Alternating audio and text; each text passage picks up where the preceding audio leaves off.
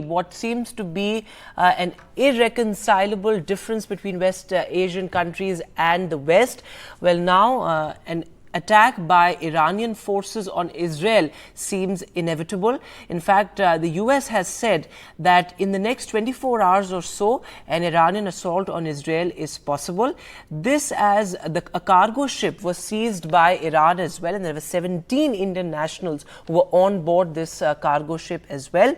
The US White House spokesperson, in fact, has reacted to it as well, saying that we strongly condemn the seizure of the ship by Iran. Remember, the US has also rushed additional military troops to protect Israel and has vowed complete support to Israel as well. But now, this has been a conflict in the making, but an Iranian assault on Israel now inevitable. And joining me on the phone line is Jonathan Rajiv. He's joining us live from Tel Aviv. Jonathan, what is the situation on the ground? Because, the Middle Eastern airspace is not safe anymore. World over, airlines have, decided to avoid the airspace. On the ground, what are the kind of preparations that Israel is making to brace for this unprecedented escalation in the conflict with Iran? Israel is of course, on very high alert, concerned of a possible Iranian retaliation of what Iran claims is an Israeli assault on its consulate in Damascus some 2 weeks ago, which killed some top commanders in the Iranian Revolutionary Guard. Israel is on very high alert, preparing for any kind of attack which may come from Iran itself, may come from Iranian proxies. There are many Iranian proxies in Lebanon, in Syria, in Iraq.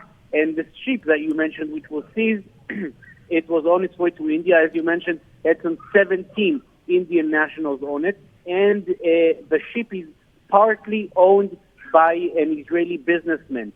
Iran has been threatening for weeks now to retaliate to that attack. Is the seizing of the ship, which I say again, is partly owned by an Israeli businessman. Is this an Iranian retaliation? Perhaps.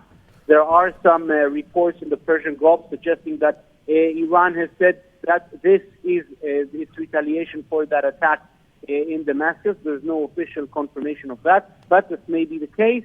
Israel, in any case, is not taking down the level of alert following that attack, even if this is eventually the Iranian retaliation and it's not on Israeli soil. Israel still regards it as something very serious, as disturbing the maritime corridor along the Strait of Hormuz, which is a very important corridor as far as commerce, as far as oil shipping, and therefore tension, of course, remains very high.